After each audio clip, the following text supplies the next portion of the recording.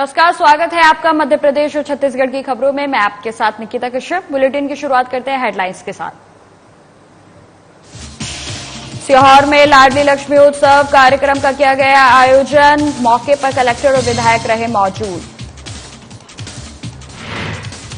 उज्जैन में सरकारी डॉक्टरों का प्रदर्शन, 2 घंटे काम बंद कर किया जोरदार प्रदर्शन। अनिश्चितकालीन हड़ताल पर जाने की दी चेतावनी।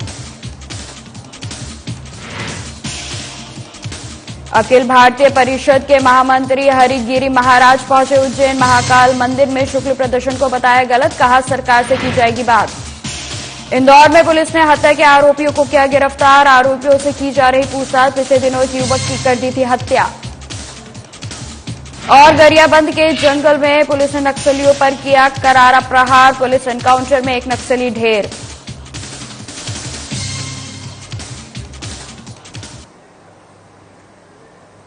बुलेटिन की शुरुआत करते हैं। छत्तीसगढ़ में आरक्षण के मुद्दे पर सुप्रीम कोर्ट के फैसले आने के बाद पूर्व मुख्यमंत्री और बीजेपी के राष्ट्रीय उपाध्यक्ष डॉक्टर रमन सिंह ने बयान दिया है। उन्होंने कहा कि भारतीय जनता पार्टी की नीतियों की जीत है। आपको बता दें कि 2012 में भारतीय जनता पार्टी की सरकार ने छत्तीसगढ़ में जनसंख्या के आधार पर 58% आरक्षण देने का फैसला किया था। इसी आरक्षण को जारी रखने का अंतरिम आदेश अब सुप्रीम कोर्ट ने छत्तीसगढ़ शासन को दिया है। पूर्व मुख्यमंत्री ने कहा कि 2012 में भारतीय जनता पार्टी की सरकार ने छत्तीसगढ़ में जनसंख्या के आधार पर 58% आरक्षण देने का फैसला किया, जिसमें अनुसूचित जाति को 12%, अनुसूचित जनजाति को 32% और अन्य पिछड़ा वर्ग को 14% आरक्षण था।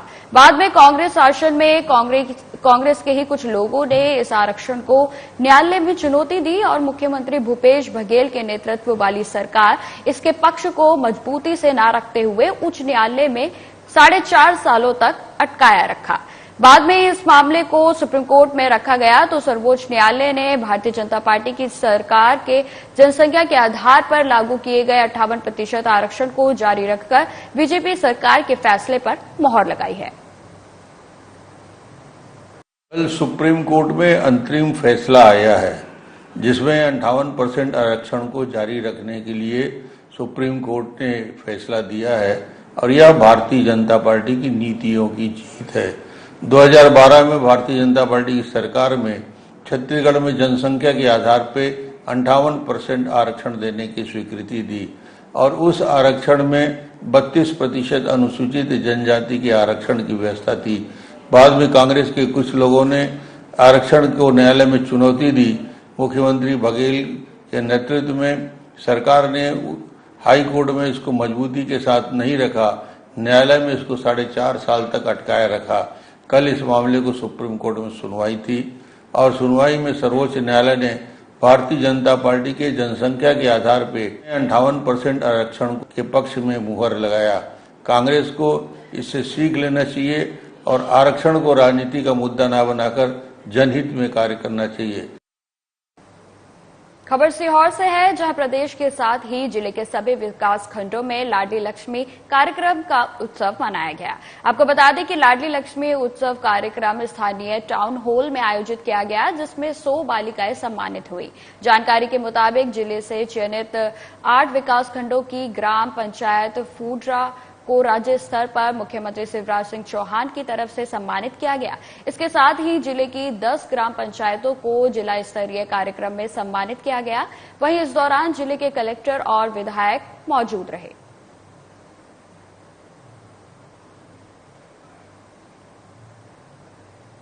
खबर उज्जैन से है, जहां अखिल भारतीय परिषद के महामंत्री हरिगिरी महाराज उज्जैन में मीडिया के साथ बातचीत करते हुए महाकाल मंदिर में शुक्ल दर्शन व्यवस्था को लेकर उन्होंने कहा कि भगवान महाकाल कुछ पूंजीपतियों के ना बन जाए, इसके लिए सरकार से बातचीत की जाएगी और इसे बंद कराया जाएगा। वहीं कहा कि बाबा महाकाल सभी के हैं और सभी के रहेंगे। बता दें कि इस दौरान तमाम साधु संत मौजूद रहे। ऐसा पहली बात तो मैं महाकाल से हरसिद्धि महारानी, शिप्रा महारानी और नीलगंगा नर्मदा से व्यक्ति तो वही होता है, सिर्फ निर्णय लेने के बाद मिला हो जाता है, व्यक्ति नहीं बदलता है। तो ऐसा हम उनसे प्रार्थना करेंगे, जो भी सिंहस्थ में मुख्यमंत्री हो उसको स्वयं महाकाल उसके हृदय में विराजमान होकर जितने अतिक्रमण 1 घंटे में हट जाएगा। कितना? सिर्फ आत्म निर्णय लेना चाहिए। आत्म निर्णय लेने के लिए उसको किससे कहेंगे? हर सिद्धि देवी देवताओं से। बाकी नेताओं से वार्तालाप चलेगी? वो तो मानव काम है, एक बार नहीं अनेक बार। जो तरीका है उसके लिए जो भी कुछ करना पड़े, नहीं, उस किसी सीमा तक पूरा हर संभव प्रयास किया जाएगा अपने तरफ से। बाकी मेरा काम है आखिरी में देवी देवताओं से, उनसे प्रार्थना करना कि महाकाल आंख खोलो, और नहीं तो मतलब जो है आप लोगों से बहुत। खबर इंदौर से है, जहां के हीरानगर थाना क्षेत्र में पिछले दिनों गाड़ी टकराने की बात को लेकर रितेश यादव नामक युवक की हत्या की घटना को अंजाम दिया गया था। वहीं इस पूरे मामले में पुलिस ने पहले तो एक आरोपी को गिरफ्तार किया, वहीं 2 आरोपी फरार चल रहे थे, जिन्हें पुलिस ने फिलहाल पकड़ लिया है और पूरे ही मामले में उनसे पूछताछ की जा रही है।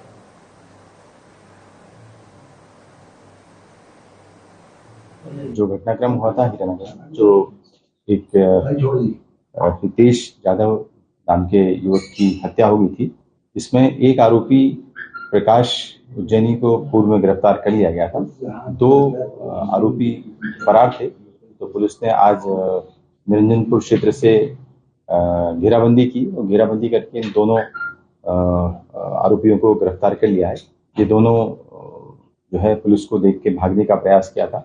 पुलिस को जो है पीछा करते हुए पकड़ा है और लगातार घटना के दिन से ही इनकी गिरफ्तारी की।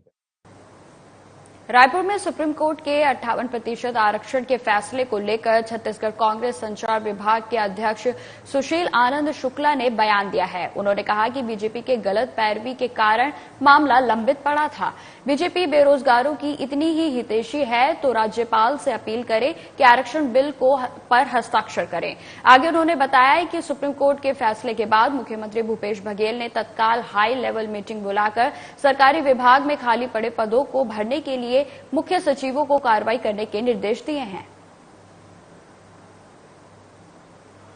की सरकार बनने के तुरंत बाद से ही मुख्यमंत्री भूपेश बघेल ने सरकारी नौकरियों के द्वारा युवाओं के लिए खोल दिया था।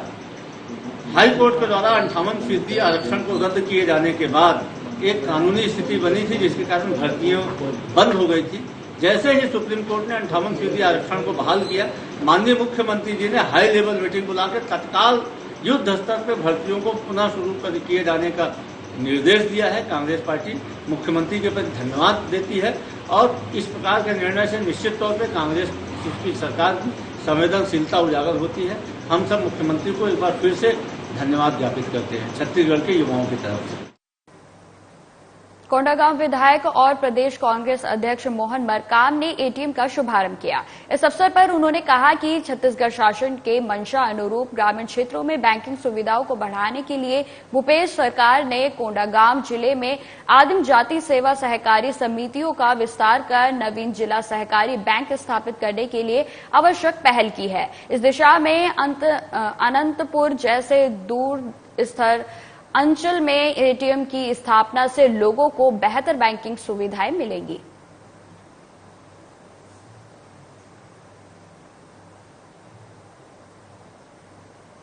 छत्तीसगढ़ के गरियाबंद के जंगलों में पुलिस ने नक्सलियों पर करारा प्रहार किया है। जवानों ने पुलिस नक्सली मुठभेड़ में एक नक्सली को ढेर कर दिया है। वहीं कई नक्सलियों के घायल होने की खबर है। घायल नक्सलियों की पुलिस अभी पुष्टि नहीं की है, लेकिन जंगल में सर्चिंग अभियान जारी है। मिली जानकारी के मुताबिक मारे गए नक्सलियों के पास 3 नॉट 3 के बंदूकें भी जब्त की गई हैं। वहीं कई उपयोगी सामान भी जब्त किए गए हैं। पुलिस मामले का जल्द खुलासा करेगी।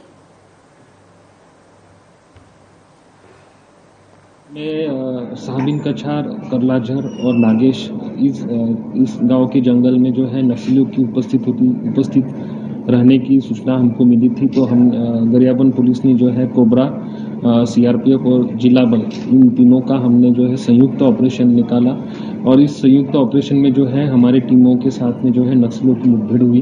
मुठभेड़ होने के बाद हमने जो सघनता से एरिया की सर्च किया तो हम लोगों को जो है एक नक्सली डेड बॉडी हमको मिली है, जिसका आइडेंटिफिकेशन जो है नंदलाल, जो एसीएम है, डिप्टी कमांडर उदंती LOS है।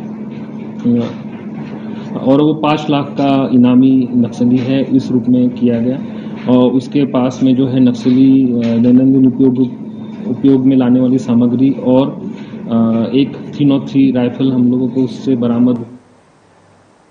बिलासपुर में कलेक्टर सौरभ कुमार ने निर्देश पर जिला पंचायत के सीईओ अजय अग्रवाल ने साप्ताहिक जनदर्शन में जिले के विभिन्न क्षेत्रों में आए लोगों की समस्याओं को सुना। उन्होंने आवेदनों पर त्वरित कार्रवाई करते हुए संबंधित अधिकारियों को निराकरण करने के निर्देश दिए। इस दौरान ग्रामीणों ने बरसात के दिनों में आवागमन में परेशानी को लेकर पक्की सड़क निर्माण कराने का अनुरोध किया।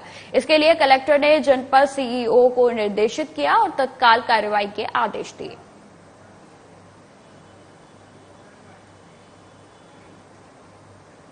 बिलासपुर में महानदी जल विवाद अधिकरण की टीम ने आज जिले के अरपा भेंसाझार वृहद बैराज परियोजना का निरीक्षण किया।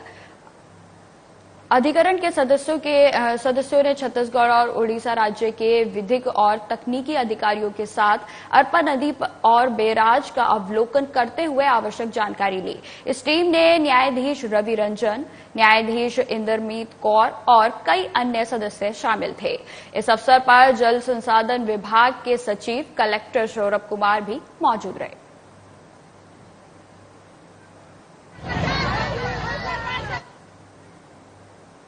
खबर जशपुर से है, जहां प्रदेश के बीजेपी बेरोजगारी भत्ते की मांग को लेकर जगह जगह पर धरना प्रदर्शन कर रही है। इसी कड़ी में बेरोजगारी भत्ते की मांग को लेकर बीजेपी कार्यकर्ताओं ने जशपुर बस स्टैंड से रैली निकालकर कांग्रेस सरकार के खिलाफ जमकर नारेबाजी की, जहां जशपुर पुलिस ने रास्ते में ही महिला कमांडो को आगे कर बीजेपी कार्यकर्ताओं को रोक लिया। बता दें कि बीजेपी महिला कमांडो के सामने आने पर बीजेपी ने एसडीएम जशपुर को ज्ञापन सौंपकर ये प्रदर्शन खत्म किया।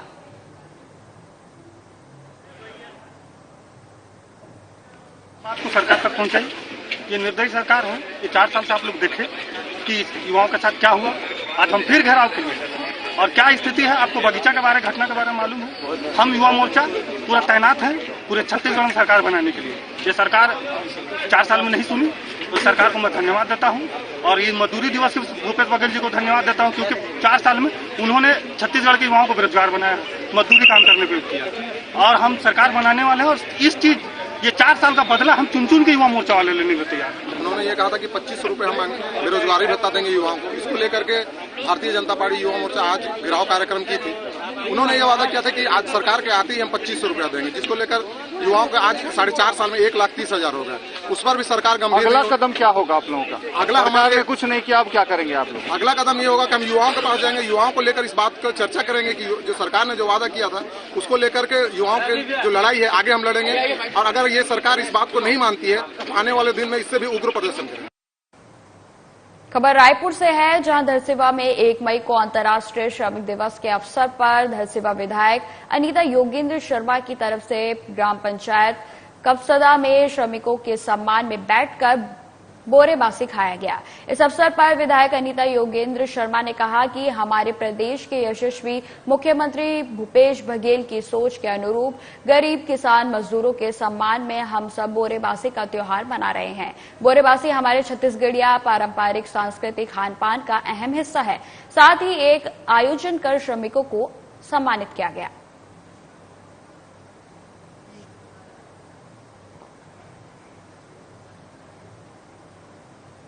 खबर लोहरा से है, जहां पंचायत सचिव संघ 16 मार्च से हड़ताल पर हैं, जिससे कई केंद्रीय और राज्य सरकार की योजनाएं ठप पड़ गई हैं। बता दें कि पंचायत संघ की मांग है कि उनको शासकीय कर्मचारी घोषित किया जाए।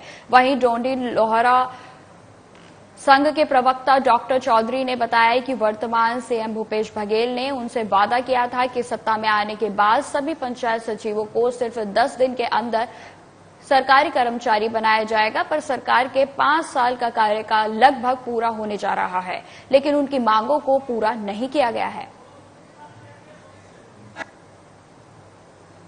आज हम आए हैं डोंडी लोहारा ब्लॉक मुख्यालय में, जहां सचिव संघ 16 मार्च से अनिश्चितकालीन हड़ताल पर है और जो कि छत्तीसगढ़ की कैबिनेट मंत्री महोदया श्री अनिला भेड़िया जी का विधानसभा क्षेत्र है।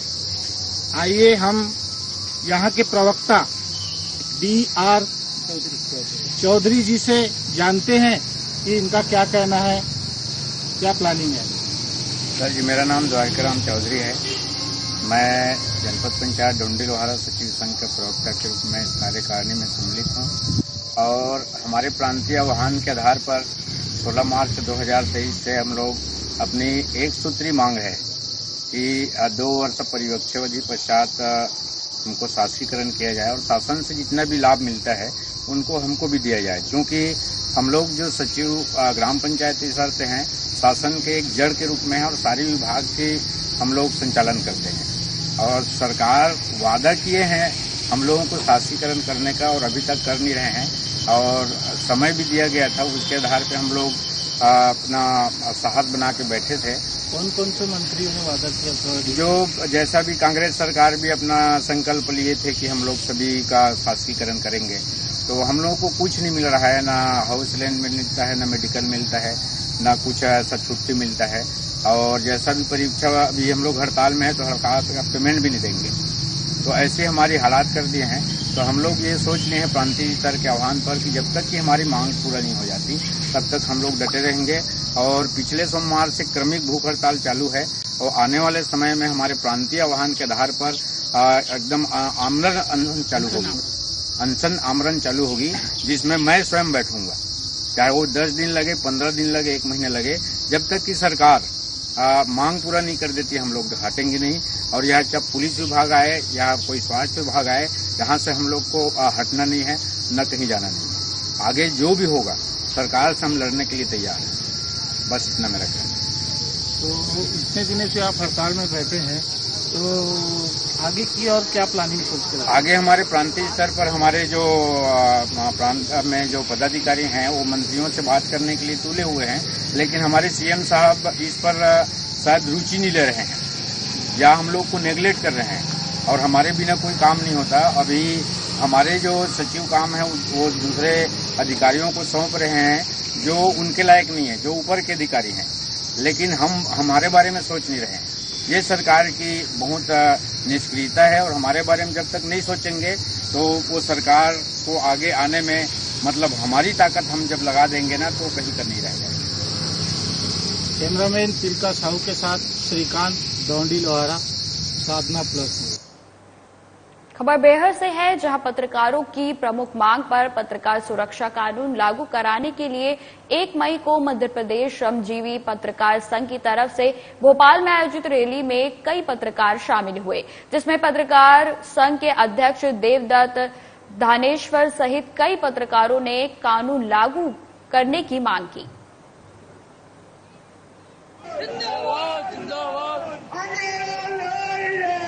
आप सबका हार्दिक स्वागत करता है श्रमजीवी पत्रकार। उज्जैन में शासकीय चिकित्सकों ने 2 घंटे काम बंद करते हुए विरोध प्रदर्शन किया। उनकी और मांगे मंजूर नहीं किए जाने पर कल से अनिश्चितकालीन हड़ताल पर चले जाने की चेतावनी दी।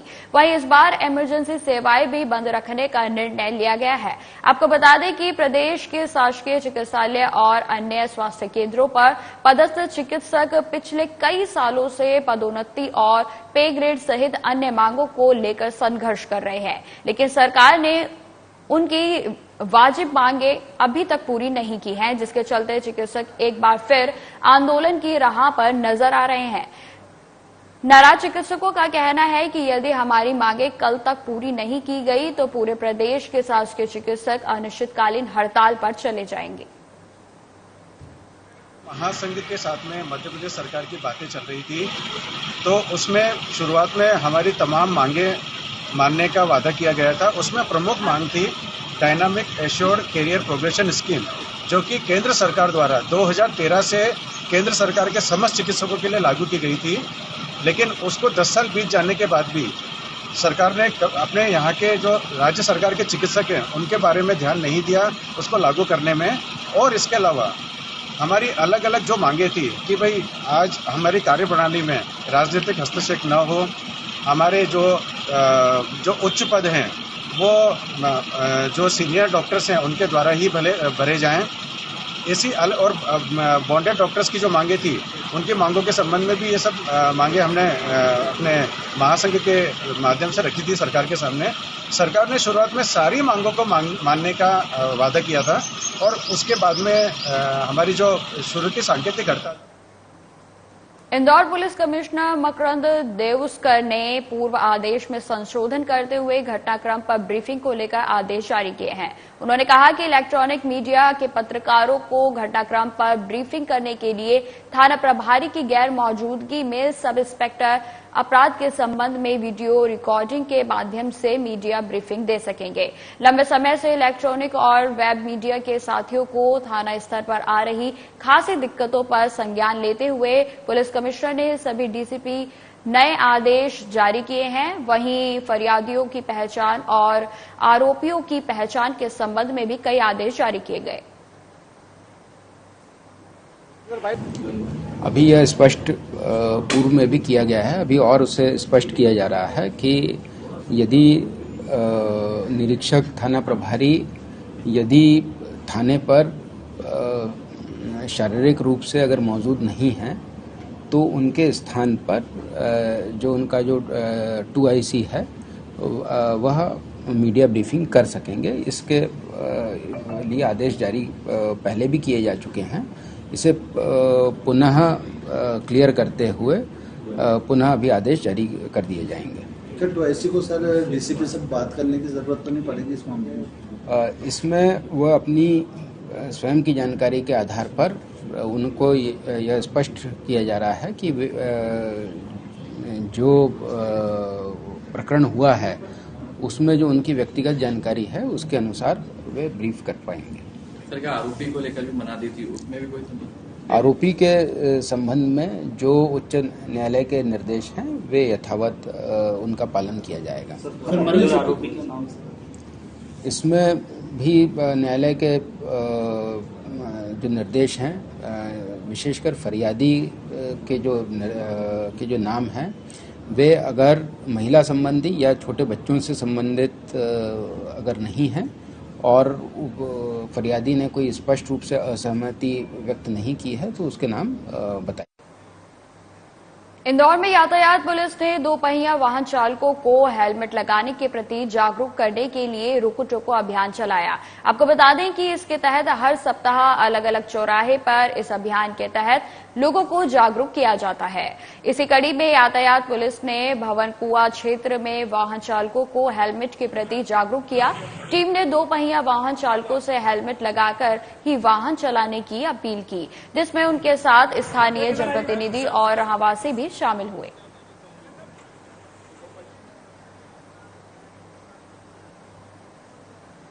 देखिए, आज हमने इंद्रपुरी में सुबह 9 बजे से 11 बजे तक जागरूकता अभियान चलाया है और हमारा उसका उद्देश्य सिर्फ ये है कि जैसे ही व्यक्ति घर से निकलता है तो उस समय उसको टोक दिया जाए और वो तत्काल अपने हेलमेट धारण करके घर से बाहर निकले और इससे उसको परेशानी भी नहीं होगी। अगर हम बीच रास्ते में रोकेंगे, उसको हेलमेट का चालान बनाएंगे, इसमें चालान बनाने का कोई प्रश्न भी नहीं है, सिर्फ उसको घर से बाहर निकलते ही उसे टोकना है। तो हमने 13-14 जगह है, पूरे रास्ते गली सबको कॉर्डन किया है और इसमें हमारे साथ जितने भी है, आज मुझे बड़ा संकेत अच्छा मिल रहा है कि इंद्रपुरी के जितने भी रहवासी हैं वो सब हमारे साथ हैं और उन्होंने बढ़ चढ़ के भाग लिया है। और इसमें जो IDA के पूर्व अध्यक्ष मधु वर्मा जी वो साथ हैं, यहाँ के पार्षद जी हैं, प्रेस क्लब के अध्यक्ष अरविंद तिवारी जी हैं और भी लोग हैं जो उन्होंने संकल्पित किया है कि हम जो अभियान आपने चलाया है हम इंद्रपुरी में ये लगातार चलता रहेगा। आज बहुत ही खुशी का दिन है कि ट्रैफिक पुलिस के DCP श्री मनीष अग्रवाल जी के नेतृत्व में मैं समझता हूँ कि इंदौर के एक अच्छी पहल शुरू की है कि वो हर जगह पे वो चालान ना बनाते हुए जो लोग हेलमेट पहन कर निकल रहे हैं उनका स्वागत करना और जो लोग नहीं निकल रहे हैं तो उनसे निवेदन कर रहे हैं कि आप घर जाइए और हेलमेट पहन कर आइए। ये बहुत अनूठी पहल है। मैं समझता हूँ इस पहल से इंदौर के अंदर जिस तरह इंदौर नंबर 1 बना सफाई के अंदर, मैं समझता हूँ कि कई शहर ऐसे, जयपुर एक ऐसा शहर है कि जहाँ पर सभी प्रत्येक व्यक्ति हेलमेट पहन के निकलते हैं। वहाँ पर मतलब एक बहुत अच्छी पहल वहाँ पर हुई। मैं समझता हूँ ये पहल भी अगर हम लोग सब मिलकर करेंगे, शहर के नागरिक भी जुड़ेंगे इसके अंदर ट्रैफिक पुलिस भी करेगी और हम लोग सब मिलकर अगर सहयोग करेंगे तो निश्चित हम इस नंबर हेलमेट के अंदर भी पहनने के अंदर नंबर 1 बनेंगे। और मैं समझता हूँ यहाँ पर सभी इंद्रपुरी के जितने भी कार्यकर्ता हैं, हमारे अरविंद तिवारी जी हैं, हमारे प्रेस क्लब के अध्यक्ष, हमारी पार्षद है, यहाँ पर सभी रतन दादा, ऐसे बहुत सारे सब सामाजिक कार्यकर्ता हैं, सबने प्रण किया है कि हम इंद्रापुरी के अंदर ये कोशिश करेंगे कि प्रत्येक व्यक्ति अगर यहाँ से निकले। फिलहाल इस बुलेटिन में इतना ही। खबरों की और भी जानकारी के लिए बने रहें हमारे साथ। नमस्कार।